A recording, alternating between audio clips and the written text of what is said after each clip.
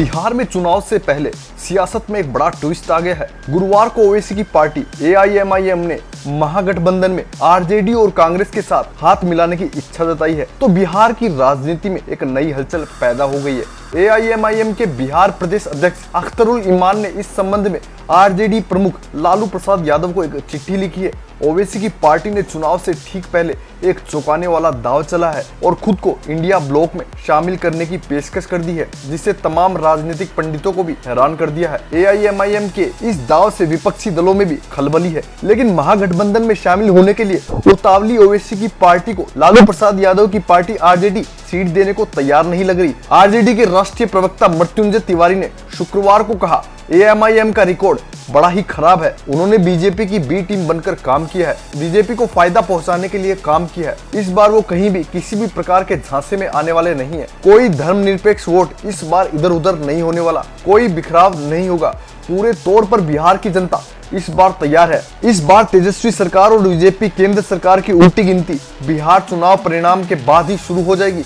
और जिनको भी ये चिंता है कि सांप्रदायिक शक्तियों को रोकने की, तो वो सीधे तौर पर देख रहे हैं कि तेजस्वी यादव जी के नाम पर बिहार में सुनामी है और इसमें कोई बाधा डालना चाहेगा। इस बार जनता उनके भ्रम में नहीं आएगी। बाकी का निर्णय तो आदरणीय लालू प्रसाद यादव और तेजस्वी यादव जी को लेना है। लेकिन अगर किसी के ट्रैक की बात करें, अगर उसके ट्रैक रिकॉर्ड को देखा जाए तो वैसी बीजेपी के लिए काम करते हैं, बीजेपी को फायदा पहुंचाते, तो इस बार तो बहुत सोचना होगा। और ये सब जो हो रहा है और ये जो बयान बदले जा रहे हैं, इसी से पता चलता है कि ये कहीं ना कहीं स्क्रिप्टेड है और कहीं और से लिखा जा रहा है। आरजेडी के राज्य सांसद मनोज झा ने तो एक कदम और आगे बढ़ाते हुए ये तक कह दिया कि कभी कभी चुनाव न लड़ना भी मदद करना होता है। अगर वह बीजेपी को हराना चाहते हैं तो चुनाव न लड़े। देखिए, मैं एक ही बात कहूंगा, ओवैसी साहब मूलतः उनका बेस हैदराबाद में है, उनके चुनाव लड़ने की यहाँ पर क्या जरूरत है? ऐसा नहीं होता। ये ओवैसी साहब भी जानते हैं, उनके सलाहकार भी जानते हैं। अगर आपकी मंशा है कि बीजेपी को चुनाव में शिकस्त दी जाए, अगर आप नफरत की राजनीति करते हैं,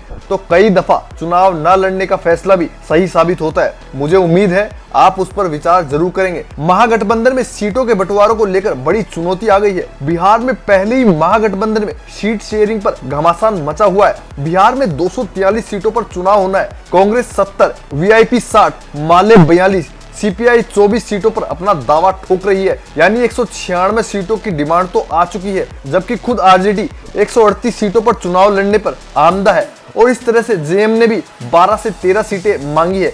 ऐसे में अलायंस के सहयोगी दलों को सीट एडजस्ट करने में महागठबंधन में एक अच्छी खासी माथापच्ची पहले से ही करनी होगी। रणनीति का क्या हिस्सा है? एमआईएम की चिट्ठी क्या है?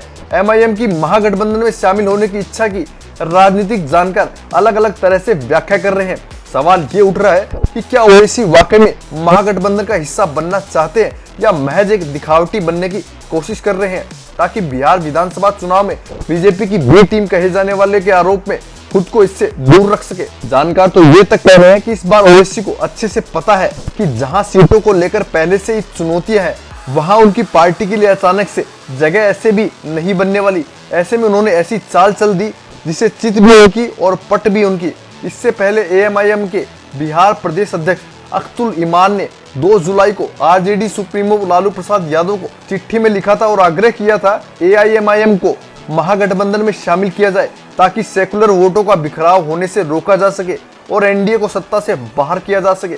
बिहार की राजनीति में कौन बनेगा सीएम और कौन बनेगा डिप्टी सीएम, बड़े ही रोचक अंदाज में परवान चढ़ने लगा है। जाहिर है कि डिप्टी सीएम बनने के दावे अंदर खाने नहीं, बल्कि सबके दावे स्पष्ट है और विश्वास भी कम नहीं। चिराग पासवान डिप्टी सीएम की रेस में तो शामिल हुए, पर कई सवाल उठाते हैं और कुछ का जवाब भी देते हैं। जवाब उन्होंने ये दिया कि एनडीए में सीएम की कोई वैकेंसी नहीं है। 2025 के चुनाव में एनडीए की सरकार बनेगी तो नीतीश कुमार फिर से मुख्यमंत्री बनेंगे। डिप्टी सीएम को लेकर कुछ ऐसा कहा कि राजनीतिक गलियारों में कई प्रश्न गूंजने लगे। चिराग पासवान ने कहा कि सीएम डिप्टी सीएम के पद का कोई लालच नहीं है, ऐसे पद को मैं लात मारता हूँ। चिराग पासवान का ये कहना है कि वे सम्राट चौधरी या तेजस्वी यादव की भूमिका में नहीं रहना चाहते। चिराग पासवान के इस व्यक्तित्व को राजनीतिक गलियारों में सीएम की लालसा का अप्रोक्ष रूप से प्रगटीकरण माना जा रहा है।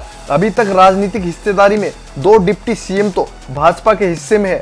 वर्तमान सरकार में सम्राट चौधरी, विजय कुमार सिन्हा बतौर डिप्टी सीएम कार्य कर रहे हैं। दोस्तों, आपको क्या लगता है बिहार में अब की बार किसकी सरकार होगी? आप हमें कमेंट करके जरूर बताएं। अगर आपको ये जानकारी अच्छी लगी तो चैनल को लाइक और सब्सक्राइब जरूर करें।